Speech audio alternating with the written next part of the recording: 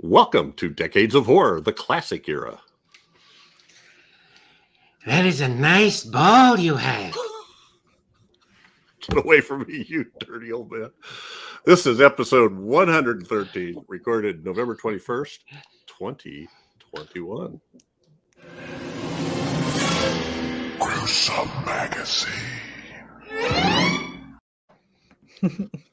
Nice impression. Thanks. I worked whole 5 minutes on it before the show started. Especially the eye bugging part. I am your host, Jeff Mohr. On this podcast, we cover the good, the bad, maybe even the ugly horror films released since the beginning of time through 1969. In each episode, we'll discuss the monsters, spirits, psychos, and villains that have been haunting movie-going audiences since the dawn of film history.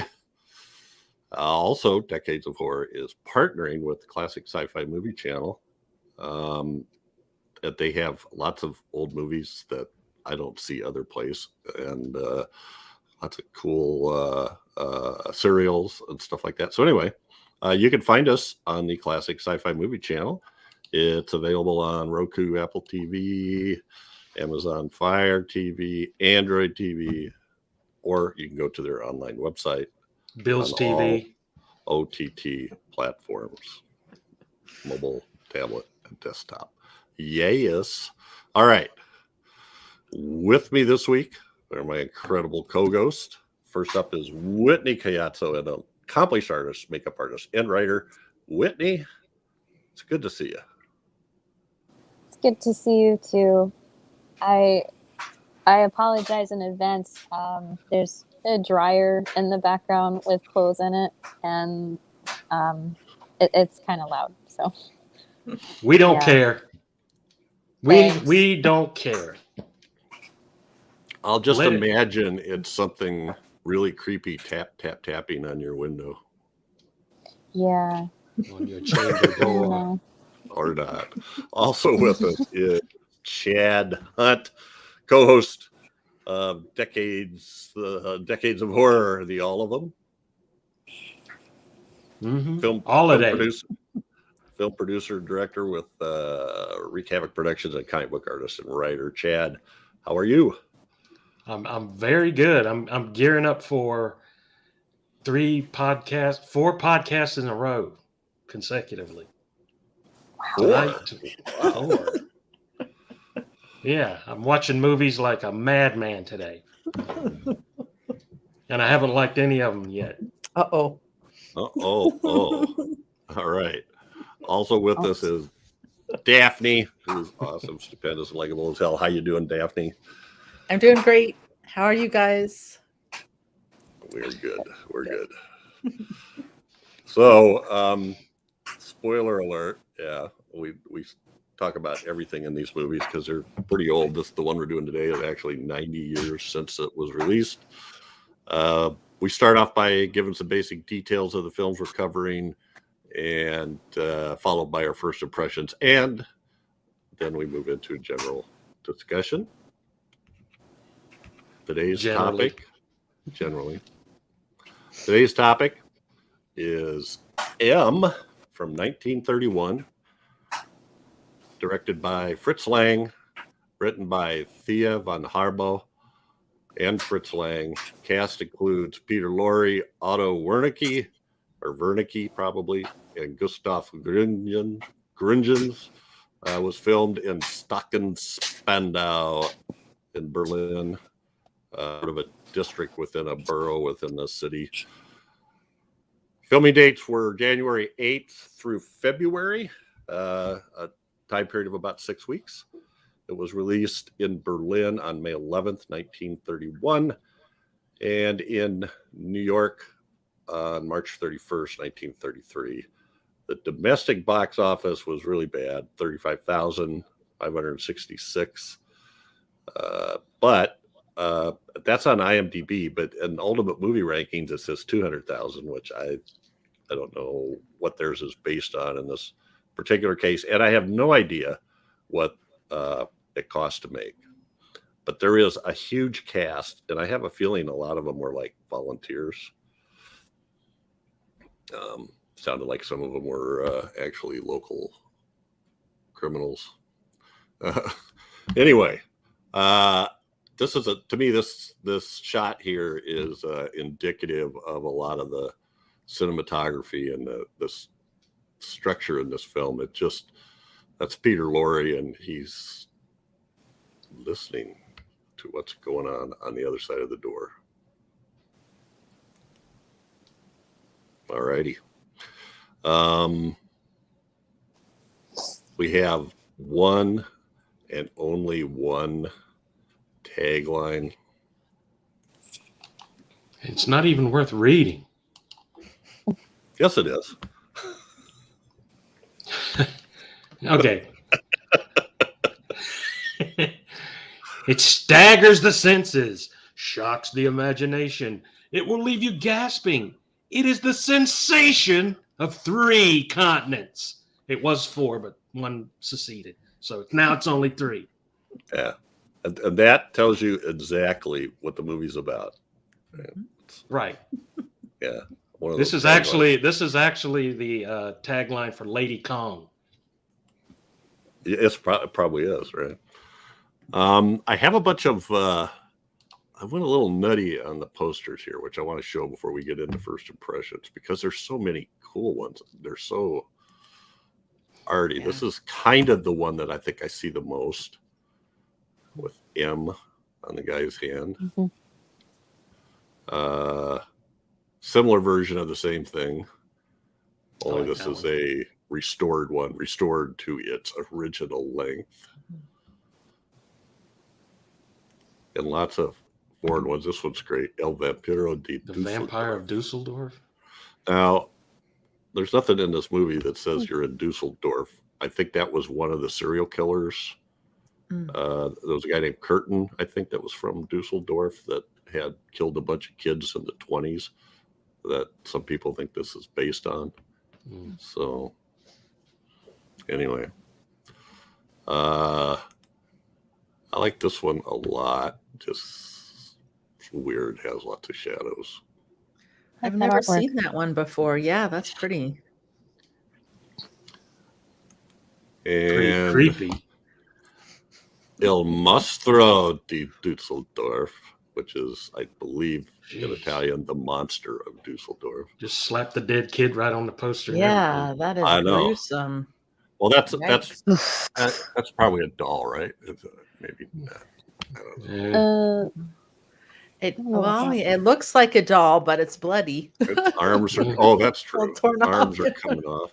Why murder the doll? What's with the vampire? El Vampiro Negro. I don't know. On film. The Black Vampire. Yeah.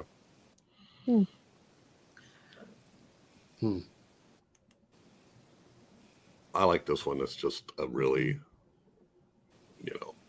announcing the Amerikanische premiere in German in New York. Anyway. There's so many cool posters. Yeah, it is. And there was so many more. I just stopped. There's a lot of stuff on here. I had to just quit because I was going overboard. I never do that, right?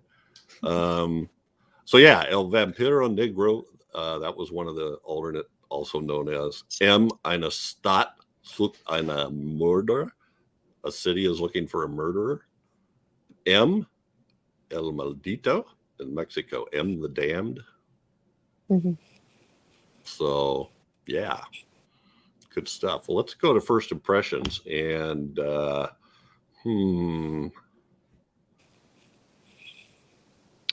not sure I want to. This is my pick, but I don't want to go first because I don't want to slant everything. So you're not going to slant me. We'll have Daphne go first here. Okay. So what are your first impressions of M? Yeah. Well, this is the first time I saw it in its entirety. All the times I had gotten into catching up on my silent movie education, there were really poor copies of it and or hard to get a hold of. So I've only seen pictures of the the posters and stills. And I saw Metropolis, and same kind of thing. I actually saw that one, but it was such a poor quality. But I thought what I saw was beautiful. So I was really excited to see this and talk with you guys about it. I thought it was great. I've watched it a few times now, and initially I was really taken in by just the beautiful cinematography and the angles. And holy cow, Peter Lorre blew my mind, blew me away with his acting skills. I loved the use of sound. I think it was really cool that he made this movie that had sound but didn't use it all the time. I'm sure there was probably a few reasons why, but I loved how he used it, how he used the silence to emphasize stuff just as much as the sound. And I kind of actually liked the slow pace of it a little bit, although it was slow. I didn't find fault with that. I actually kind of liked it. So I really like this movie a lot. Okay. Whitney, I'll check with you next. Had you seen this before? Oh, I've never seen this before. This is the first time I've watched him, and I feel bad that I couldn't get into it. I feel bad that this isn't something up my alley, especially considering how much I like Peter Lorre. And I will say, yes, I enjoyed his performance. And I did have some moments where I was creeped out. And like Daphne said, the sense of the atmosphere and the silence did set the tone. It's just the timing and the pacing for me. It's a complex film. Like, it's one of those complex mysteries, and sometimes it's hard for me to get into some of those things. I enjoy a good one, but this one was just one of those, like, I really wanted to like this, but there were just certain elements that I only liked, if that makes sense. Sure. Yeah. Okay. Now it's Chad's turn. Sorry. The look on your face. Well, Chad. Is it my turn? Yes. Okay, you sure you don't want to go first? No, I'm gonna clean up. Yeah. Okay. Clean up an aisle. I've never seen this before in my life. I've heard of it, but because I didn't really think it was horror. I never really watched it. And I don't know if I could, and this is just me, if I could even consider it horror. It's more of a police procedural with a twist, you know. There was a lot of things that, there's a child murderer loose. What does everybody do?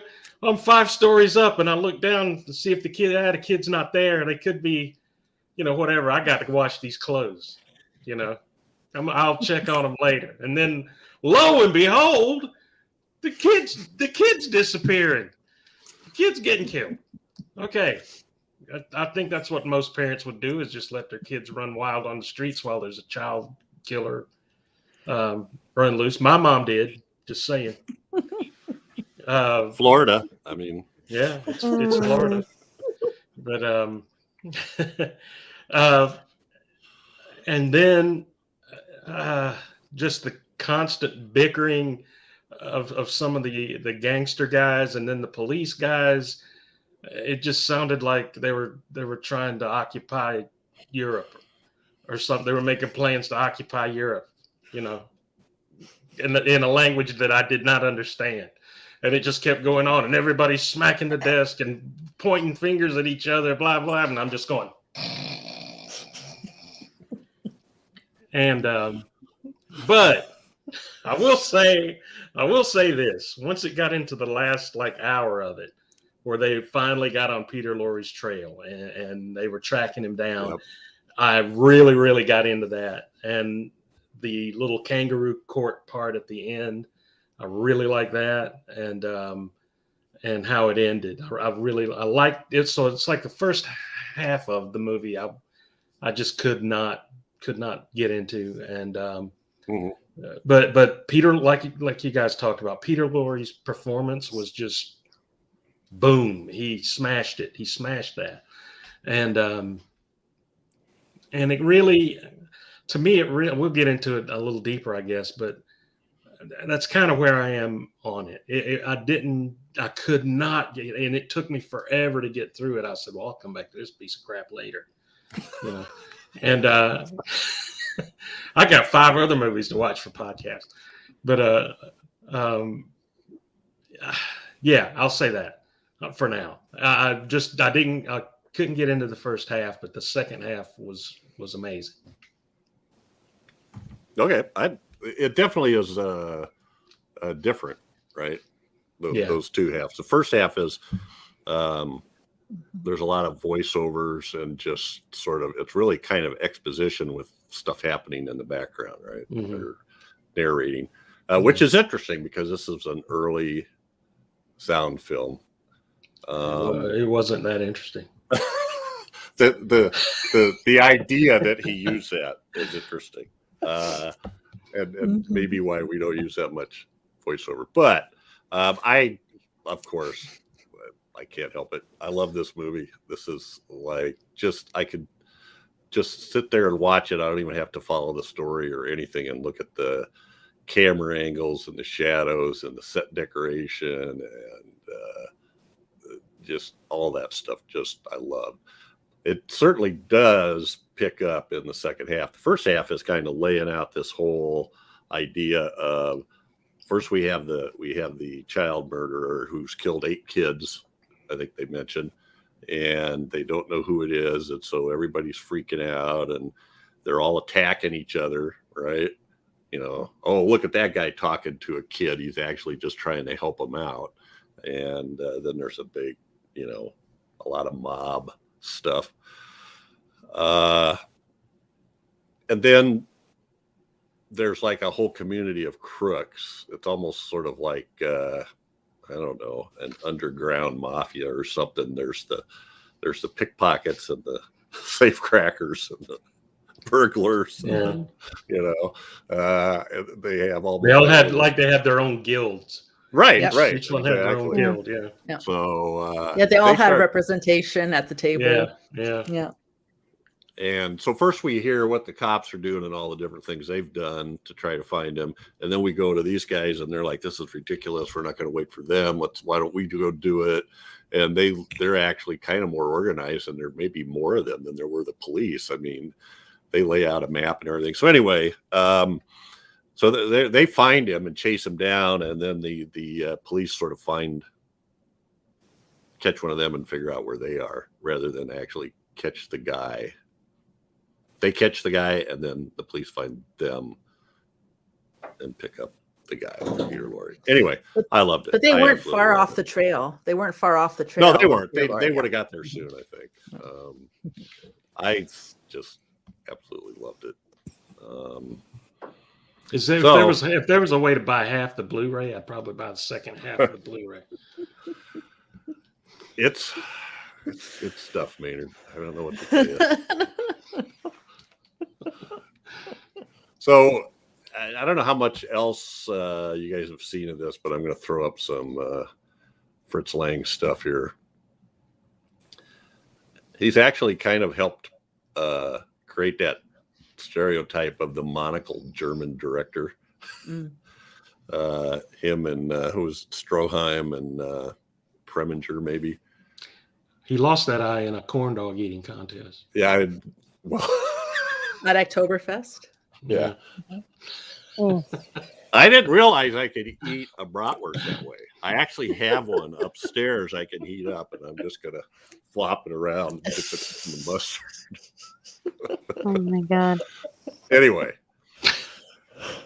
So he had like 2 different careers. There was his career in Germany, which is, for the Weimar Republic, with these silent films that are pretty famous. Dr. Mabuse. It's kind of a trilogy, I think, or maybe even 4. The first one had 2 parts, The Gambler, and those are ones I haven't watched them. I've read a lot about them, but it's something I do want to catch. Die Nibelungen, which is sort of a epic hero fantasy kind of thing. It's hard to see, but in that poster that there's a spear stabbing this guy. He fights a dragon. I've seen Yeah. clips of it, and it's pretty impressive for like mid to early 20s. Mhm. Then of course Metropolis, and then he had one called The Woman in the Moon. And those last two, Metropolis and The Woman in the Moon, didn't get much credit when he did them. So then you go on from there. Then I think, and actually M is part of that. He's still in Germany when he does M, obviously. And but then, basically the shit's hitting the fan in Germany. So he leaves, and there's a long story behind that, but probably don't need to get into that.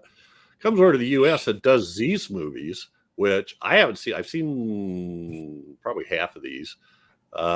You Only Live Once is supposed to be loosely based on Bonnie and Clyde. It stars Henry Fonda.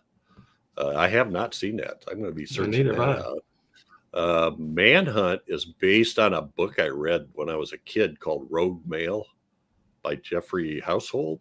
That's about a guy that was hunting Hitler. He was like a sniper or something, and he had it all positioned and all ready to shoot him, and then he didn't. But then the Germans found out, and they were chasing him. So then he's on the run, right? Hangmen Also Die is another one where a guy assassinates a German official, and then it's him trying to get away. Scarlett Street with Edward G. Robinson is a really famous film noir, which is actually kind of a remake of The Woman in the Window from the year before, which I actually like it, The Woman in the Window, better. But Scarlet Street, for some reason, is much more well known. The Big Heat is pretty well known in film noir because it's really violent. That's the one where Lee Marvin throws a cup of coffee into Gloria Graham's face and scalds her, and she gets scarred. I mean, it's a nasty movie. And then While the City Sleeps is another serial killer murder, the Lipstick Murders. So, and there's tons of those mixed in through there. I saw so many I wanted to pull out. I just stuck to these. But from the time that he went to the U.S., and I don't remember, You Only Live Once, I think was around 34, 35. It was after the Hays Code. But anyway, so what did you guys, any comments about Fritz Lang or anything? The way the film was directed or not directed, or how it was like a third of it was literally like a silent film? Well, I didn't know that he came to America and made movies. So that was new to me. I only knew him from his silent movies in Germany. I loved his direction in this movie.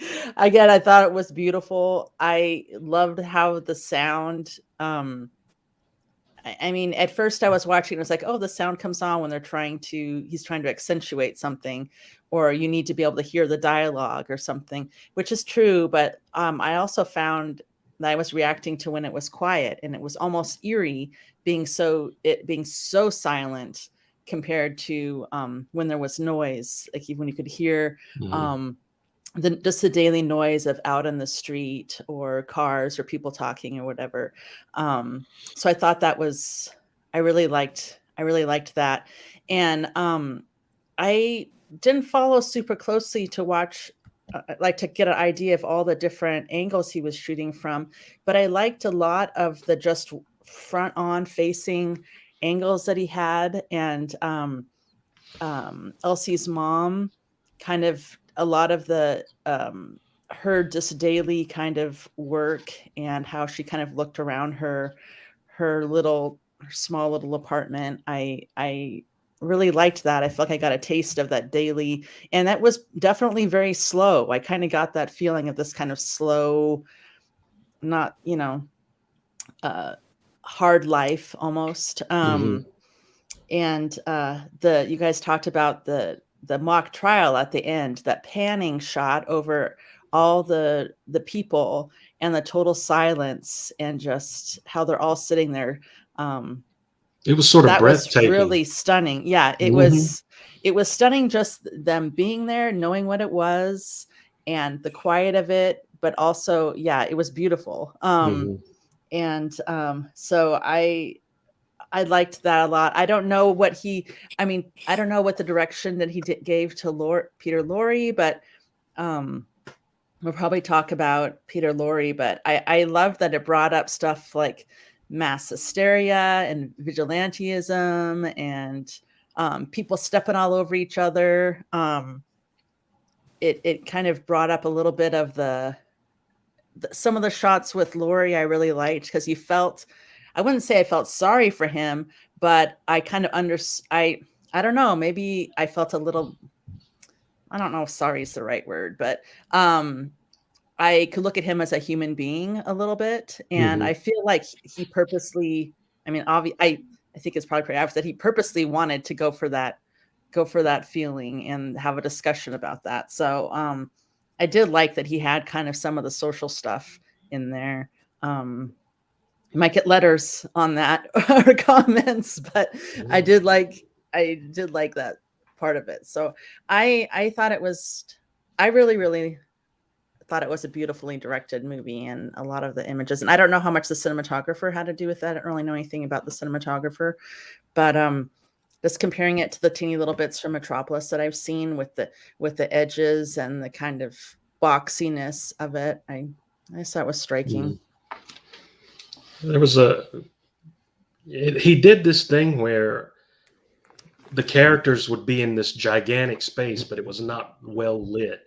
So you had a sense of like the warehouse they caught him in at the end, and the thing on the screen that you put up first, Jeff, of him listening at that door. That was a huge space, but there was only light at the end of the tunnel there, or under the hallway, and I don't know, something about that just gave you more of a sense of dread about what was going on. And then that all opened up at the end with the kangaroo court. That's what I kept calling it. But they sort of had to have that scene that way, because it was showing both sides, where in a real court of law, you wouldn't have got to hear what all these people's feelings were on the children being killed. And so in that setting, you got to hear both sides, and you ended up understanding both sides. And I didn't feel sorry for him either, but he really conveyed the fact that he was a sick individual. There was something about it, and they established that when he was looking at the one little girl and he sort of like phased out. And like it looked like he changed into someone else almost, until the little girl ran to her mother, and he had to kind of give up on it. So I thought those touches were very good. There was a couple of scenes where one of the beggars, you could see breath coming out of his mouth. I think it was when he first recognized the voice, and he goes, "That's the man, that's the man." Just little touches like that. And were awesome to me. I like seeing that kind of stuff because it helps set up a realism to it. And so I kind of like, Fritz Lang always has that German expressionism style, but he sort of takes it to the next level in ways like that. So yeah, I think he did a great job on it. I should say I don't hate this movie. There were, like I said, there were parts that I just could not get into, but the character stuff as it went on was really, really compelling and really, really good. So I think he did a great job. I definitely have to agree with the performance and having the audience, how he managed to get the end scene to really work with the mock trial. But with you guys talking about the sense of space, like the sets and the shots, like just setting that tone for the atmosphere, even though some of the pacing wasn't really doing it for me, there were some moments, even the above shots where you would see some of the crowds and some of the people intermingling, or even when it's just empty, it's really eerie just seeing that emptiness. And there was a lot of whistling going on, so off and on. So his downfall, right? Yeah, I loved it too. And actually, thinking about the number of people that are in this movie, it would have took a lot of organization and coordination to get a lot of those to work out that way. Yeah, he uses a lot. I saw an interview. I think it was William Friedkin interviewed him shortly before he died, maybe a year or so before he died, and he was much more enamored. He seemed to like silent films more than talkies. He felt like once talking became available, that people just overused the hell out of it. You know, it was like, I can't remember. He had some derogatory terms for it, but I don't remember what it was. It was sort of like word sausage or something like that, you know, just, or word salad, I think would be something we might say. So yeah, it seems like he's much more into that, and he just didn't, if there wasn't reason to use sound, he didn't use it, right? That first time I really noticed it was when the police were going to raid that one place, and I'm like, wait a minute, what happened to the sound? Did I lose something? What's going on? And then it turned out to work okay. Hey, Jeff, since we're talking about Lang, I saw that he got blacklisted for a short time. Do you know anything about that? They didn't really say much. They just said that it happened.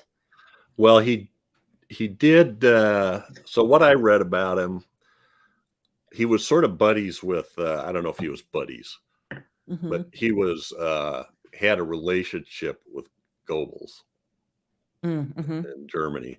And so when they did, what was it called? The Testament of Dr. Mabuse, the talkie that came out in 1933, they were worried that it was going to get censored or something. And he basically said, don't worry about it. Goebbels will take it. Well, then his story is that Goebbels said, oh, I'm so sorry, but you can't release that movie here. This was shortly after the Nazis took over, then, not between 1931 and 1933. And they had started this Ministry of Film Propaganda or something like that. And they wanted him to head it. And according to him, he turned it down. Now, I don't know if that's true or not. People question whether that was true. And then he said he had to leave Germany and leave everything behind, although people say that isn't true either, because his passport shows a record that he was back and forth to Germany for about 4 months after that meeting with Goebbels. So I don't know if that's it or not. Also, he had a reputation for being hard to work with. And they said he didn't, I think it was shortly after, I think it was the one I said that was about Bonnie and Clyde. You only live once. I think that was the one that said he didn't do another movie for like 18 months. I thought it was, I misunderstood. I thought it was blacklisted once he came to America, but I hadn't heard that before. So I probably misunderstood it. I don't know the answer to that, because I didn't see that. It just there's some stories about the way he treated Peter Lorre that are not very good. So, but I think so. Yeah. So it's weird. He was a member. He kind of was on, and it actually sounds kind of like a normal thing, you know. Like he was a member of some Nazi film workers organization. You know, I don't know if it was a union or not, some kind of organization. But then when he came to the U.S. by the late 1930s, he led he was involved in the anti-Nazi League in Hollywood and did these movies that were obviously Nazi during World War II. So I think, you know, when you're sitting there and you're making movies and stuff, I don't know. I kind of feel like he kind of played along with the system for a while and then went, wait a minute, you know. So anyway, that's just part of me guessing, partly reading stuff. The cinematographer is a guy named Fritz Arno Wagner, who worked on The Haunted Castle in 1921, Nosferatu, 1922, a movie called West Front, 1918, and 1930 that was for G.W. Pabst, who was a really famous director. And Lang. So with Murnau and Lang and Pabst, this guy worked. And at that time, he was considered one of the premier German cinematographers, right along with Karl Freund.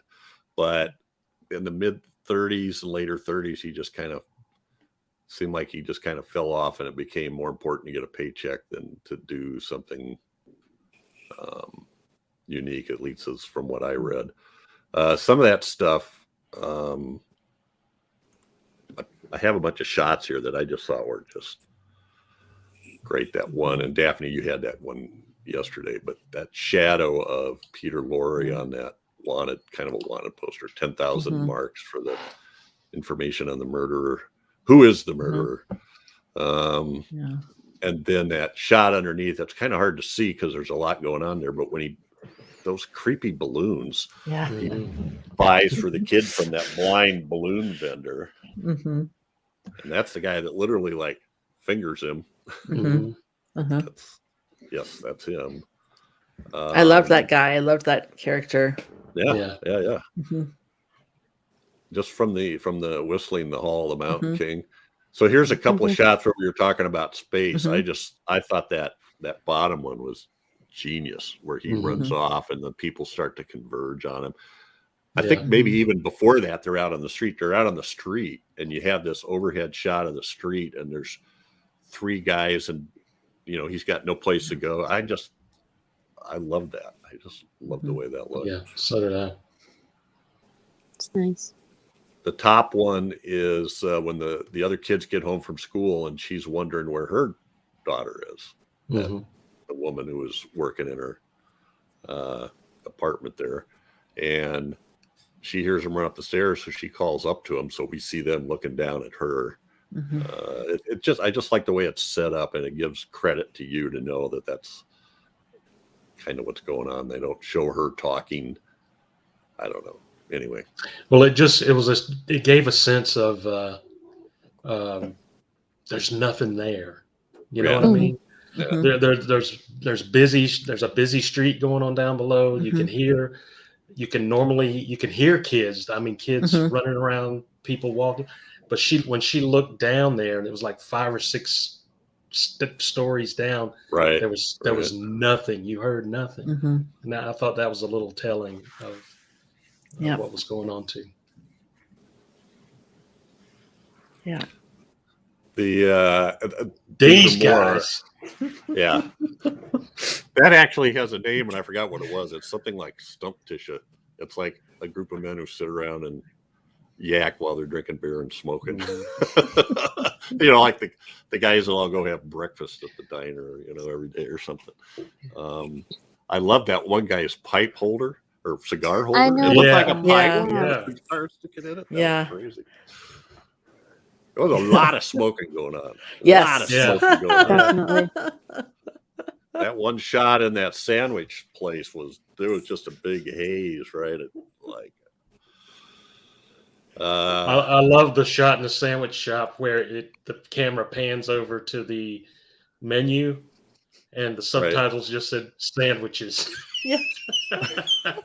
At the bottom. But that whole little scene in there was kind of funny too. That with those guys. The blood sausage is really, really coming in today or something like that. So and I couldn't put that on here, but there was one shot that starts at one side of that restaurant or sandwich shop and it just kind of starts going through the people.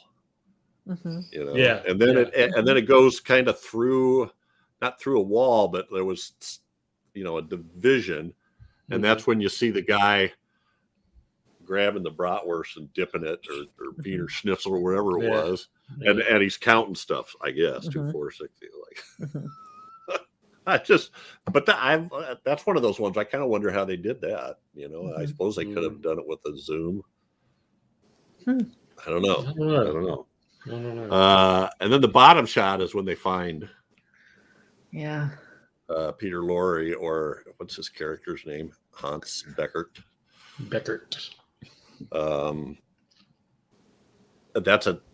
That's so, all the angles and shadows and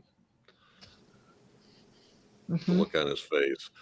So that and that top one, that table with those 5 guys, that's, I thought, was great. I mean, in that scene, you go from, it looks like a crowd of people reading that poster. And then it melds into that scene, and it's really that guy reading the newspaper whose voice we're getting. So that, anyway, I don't know. Just the way that looks down, and the round, there's a lot of round in the mugs. I think that may be one of the first times I've seen somebody actually drink out of a beer stein with a lid on it. No, I mean, the only time I have seen, it's really stupid. I mean, it's just, I've only seen those kind of mugs like in antique shops and stuff, but to watch it in a film like this, it's like, hey, wow, that's actually kind of cool. I don't know, it's just my mind. And I was going to say, the language in this, if the subtitles were anywhere near correct, there was some pretty harsh language in here for the time. The 2 guys started. The cursing. The one guy accuses the other guy of being the murderer.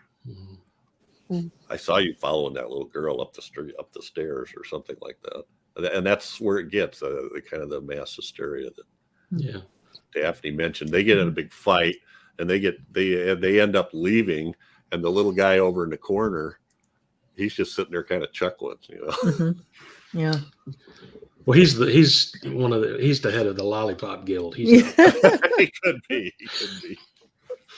He's full of joy and laughter. He's not worried about anything. And I thought these are cool shots too. Just where that one guy's the cops coming, that one guy's going to escape. I don't know. Is that like a basement version of a fire escape? He pulls the curtains by, and there's this arched window out. I loved the seeing the kind of the criminal, for lack of a better word, like all that world too, and seeing how aggressive they were with the cops, and how I don't know, I just really enjoyed the kind of back and forth between them when they were during that raid. And I thought the scene when they were going in front and showing their papers, that was some funny stuff in there. Yeah. And I like how feisty the ladies were. They were getting in there. Yeah, they didn't. The minute the cop shows up, they start calling them names. Oh, it's Tubby Lohmann. That's how you do. Lohmann, well, they're all together. Making fun of him. Yeah, when they're all together. Well, they're all together. Well, then when they go into that I don't know what else you'd call it, a flop house, like they're a homeless shelter, there. Rows of bunks with, and that's a cool shot too. There's a row of hooks with hats and coats on it, and guys sleeping in the bed. And this is when he finally realizes somebody's found him out. That bottom picture, and he's just about. You sure? Because I couldn't tell by the expression on his face. Yeah. It's subtle. Yeah, his performance there was very underplayed, and so there's many levels. Get on to me. Well, and here we go. So we talked a bunch about Peter Lorre. This is kind of the young and the old. The top picture is as Joel Cairo in The Maltese Falcon, which is one of my favorite movies. I may have watched that almost more than any other movie. There's just great lines in that. And then the bottom one is from it's either Trilogy of Terror or not Trilogy of Terror. Trilogy of Terror or Comedy. Was it Horrors? Comedy of Horrors. Yeah. I think it's from that one because that looks like his. That was hat. just a great role. But we've done this is the fourth movie we've done with him in it because we did Mad Love, we did those 2 Corman films, and now this one. What were you gonna say, Daphne? I was trying to remember what his character's name was in the Terror one. Yeah, because it was an odd name, wasn't it? Yeah, But it was, yeah. Yeah, I can't remember, but sorry. But that's what I was going on. I was like, oh yeah, he's not quite that character. He's in it's the other movie. To be fair, it seems like almost most names that he's given are unique or something odd. You're right. Yeah. Felix Gilly was his name in Comedy of Terrors. It must have been the other one. Yeah, because it was an insane name. Yeah, you're right. It wasn't Comedy of Terrors. It was in the one with the one where he's drunk all the time. Yeah, and he was drinking the guy under the table.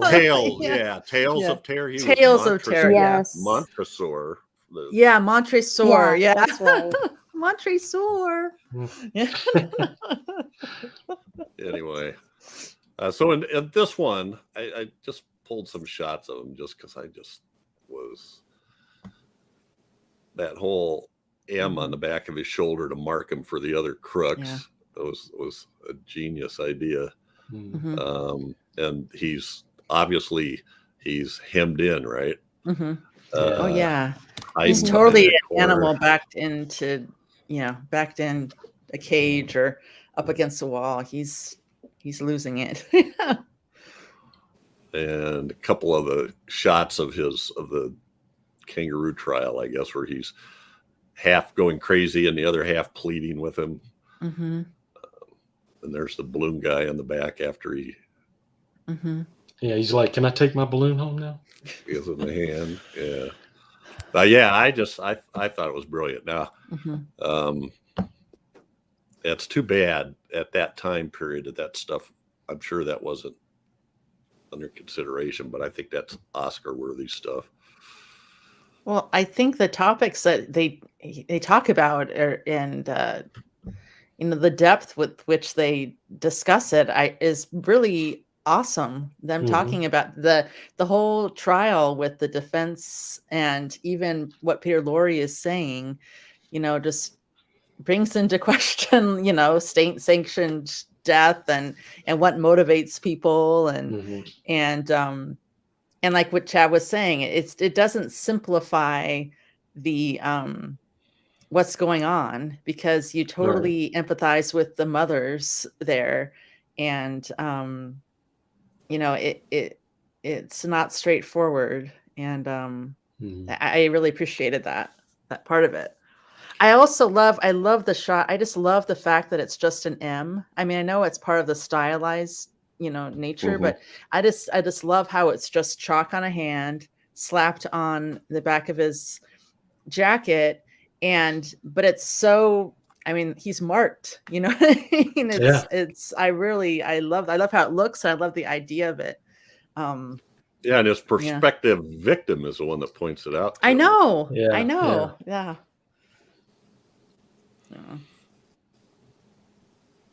Yeah, it did touch on a lot of. It didn't leave any clear-cut answers either. I mean, and that I like that as well. You heard all these different sides of the story. I mean, here you have a guy that's, he's mentally ill. He hears voices, and the voices tell him to kill, and he feels like he becomes someone else, which humanizes him in a way. He's no longer really a monster. He's a human being who has issues, but at the same time, he's murdered children. Yes. So you have the parents. He's dangerous. He's dangerous. You have the parents' point of view. The mother's there saying, kill him, rub him out, da, da, da. And you understand that as well. So it's and they don't leave you. I mean, the actual police actually get him in the end, but it doesn't settle anything. And that's important because it makes you think.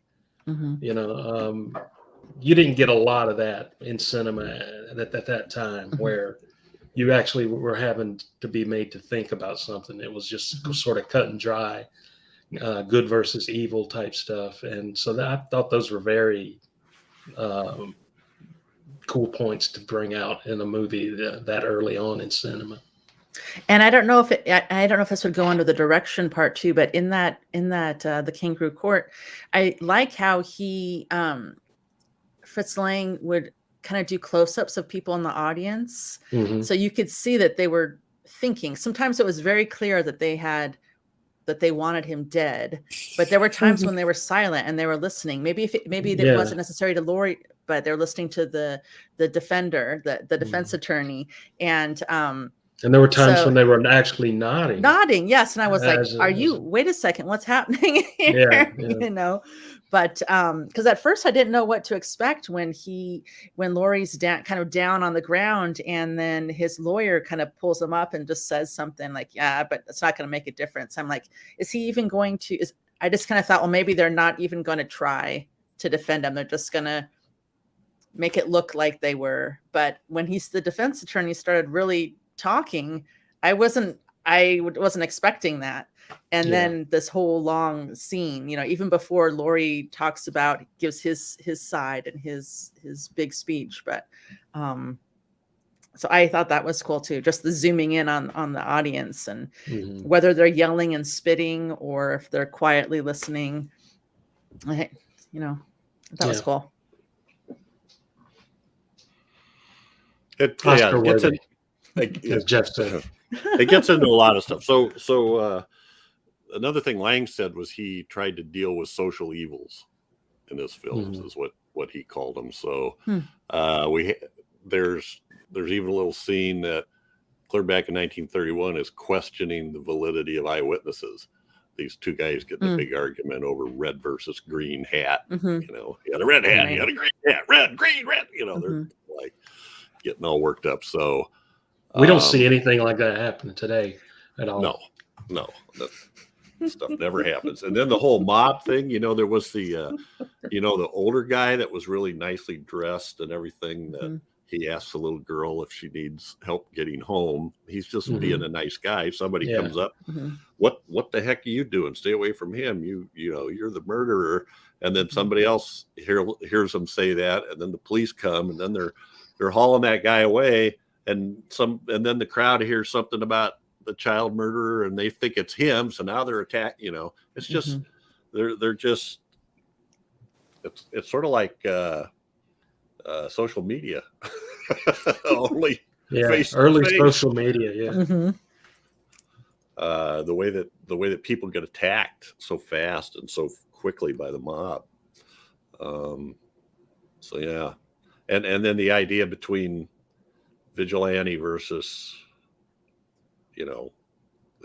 like court justice or legal justice. Right. They laid out that stuff very well too. Just you go to the hospital where you're released, and it just goes over and over and over.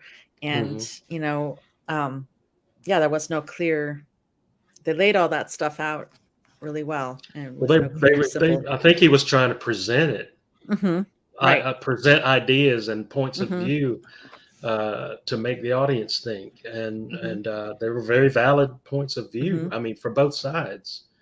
So it was an odd, that whole court scene was an odd thing, but like I said earlier, they sort of had to do it because you wouldn't have got those points of view and people speaking out from a regular jury. A law, you're right. So he sort of had to do it that way in order to present those ideas, I think. I hadn't thought about that, but just that made it possible. That those folks. I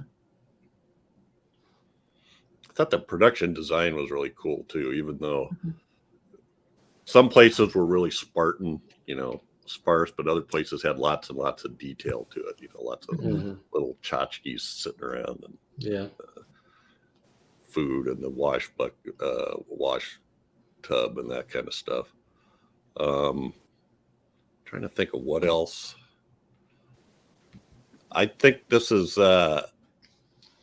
it's not really a precursor to film noir because it doesn't have a lot of the elements, but it definitely has that dark cinematography that's used in film noir and in German expressionism, you know, the odd angles and all that stuff, which he was so good at. Some people have called this sort of the prototype serial killer film. Yeah, I agree with that because a lot of later films, the killers would have some kind of little personality quirk or something that, like his was whistling. Yeah. And the more modern version of that would be Fred Krueger killed children with a knifed glove, and so to me, I always pick out who's the killer by certain ways they act or little personality traits or characteristics that make them stand out from other movies. You know what I mean? Jason had his machete. You know, the devil had Linda Blair. You know, but I thought that made me think of that for some reason, that they always try to have the killer have some little quirk or thing that usually is his Achilles heel or his downfall in some way or another. So I'm trying to find it here and I'm not seeing it, but this was remade in the 50s, starring David Wayne as the Peter Lorre. Wow. Yeah. The Mad Hatter from Batman. Yeah. And if I remember right, it was kind of down like on the the West Coast on like a beach front where there was a carnivals and stuff like that going on. And it wasn't Lang. I forget who directed. I think it was Joseph Losey, Lossey. That sort of bothers me that I can't figure that out now. Well, it does seem like Lang liked the police procedural, just from the other movies that he made when he came to America, too. And I thought I read that he did some of his writing was kind of police procedural type stuff or mystery type things. Thought I read that somewhere. Yeah, I don't know how far it goes, but early on it was a lot of that stuff was he wrote a lot of his own scripts. In this case, his wife, and they did a lot of research into these German serial killers that had been a part of the 20s. So yeah, so this other one was released in 1951. David Wayne and Joseph Losey directed it. It's interesting, and I'm trying to remember. He made some interesting movies too. He made The Boy with Green Hair. I don't know if you ever saw that. It's actually sort of a statement on prejudice. This kid's hair turns green, and it's how he gets treated because he's different from all the other kids and stuff. But anyway, so yeah, it's interesting to me that got remade 20 years later, or kind of Americanized in the U.S. So what else? Anything else we want to talk about here that we haven't hit? Final thoughts or anything?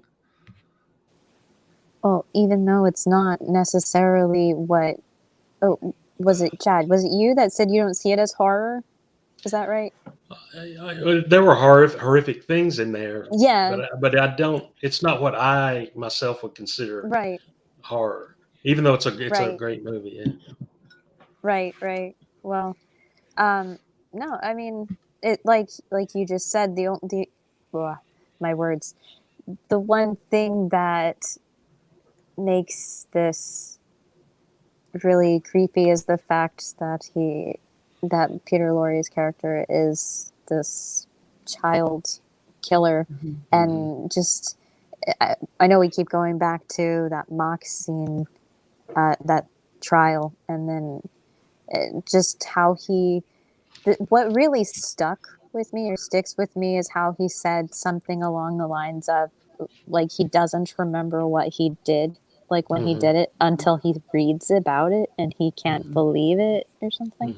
Yeah. That's the thing that really sticks with me when I watch anything about people of that nature, is what they say about their doings and if they remember it or not, and just kind of going off the rails with their defense on it.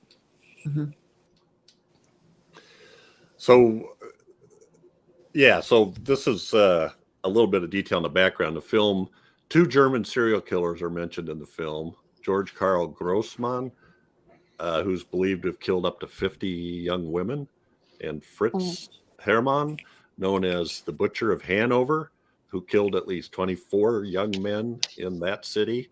And then also the real-life case of the serial killer Peter Curtin, who was called the Vampire of Dusseldorf. Yeah, so that is where that title came from. Whose Isn't that John Denver's real name? Dusseldorf, yeah. I think Something like that. It's close. You learn everything here, folks. You learn everything. That's right. Music history. And he's from Minnesota, if I remember.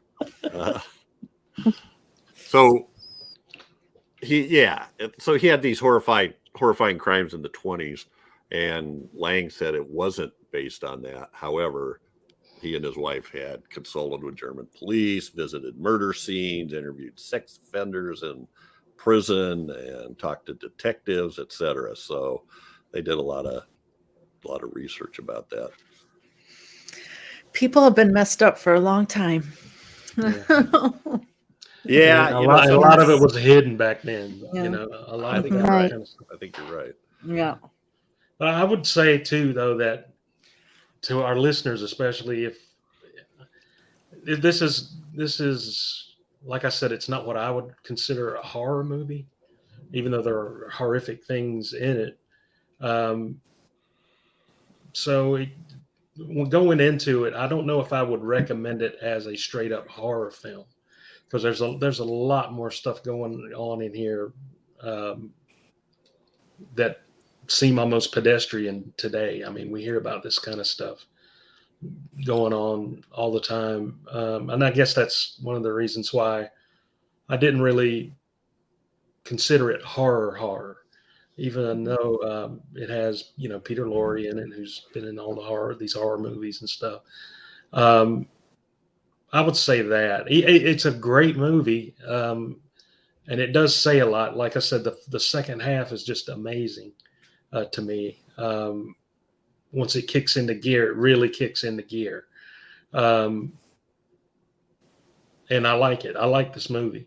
But I would say don't go into it expecting anything supernatural or monsters or anything like that. It's a different take on a serial killer, I think, and type of movie. So, well, you definitely don't get any gore, or you don't really even. I mean, there's no children's corpses or anything. yeah. But I'll tell you what. An orange gets stabbed, but that's about it. Yeah.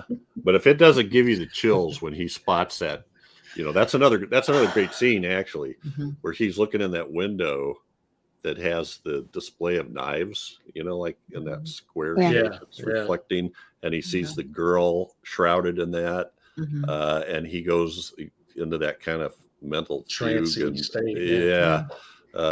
Man, if that don't give you the chills, nothing will. That's and then when she goes, you know, runs down the street and runs into her mom and says, you know, I wanted to meet you halfway, and her mom says, no, you shouldn't do that. You know, I'm thinking, wow, we have no idea sometimes how close things may come.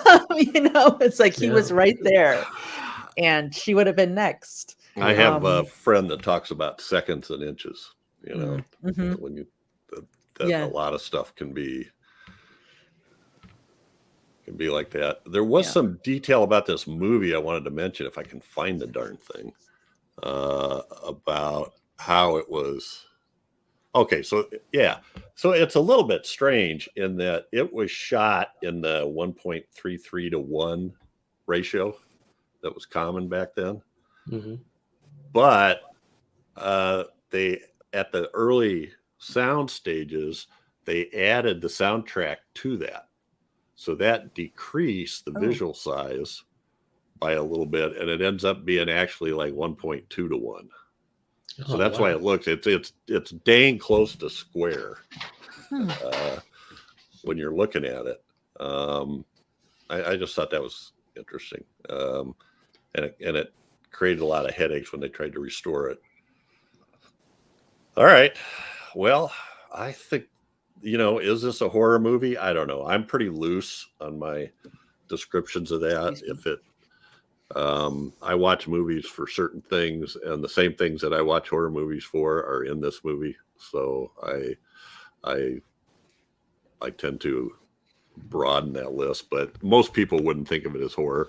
There's no slashing, there's no blood, but it is a lot of police procedural. But the tension and the suspense that's in this movie, in the scenes where he's casing or stalking his victims, and when he's being chased, are pretty impressive. Mm-hmm. All right, I'll allow that. You'll allow that? Okay, cool. So that's it for M. We do have some feedback. Guys, ready for some feedback? Cool. And see if we can get somebody to. I'll take the first two. They're pretty short, or maybe three. No, two. Bill Gabriel says, for 2000 Maniacs 112. I also enjoyed the remake with Robert Englund. And Jacob Allen says, same here. I don't remember us being real positive about it, but I don't think we were.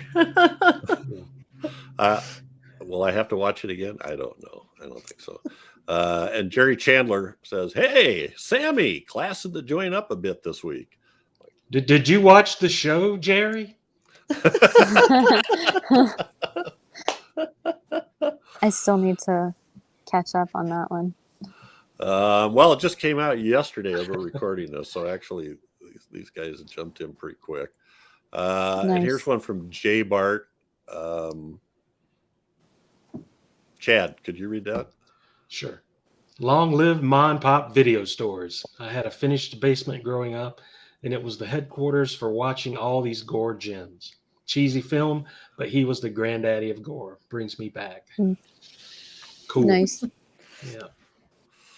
And then we have some for 13 Ghosts, 111.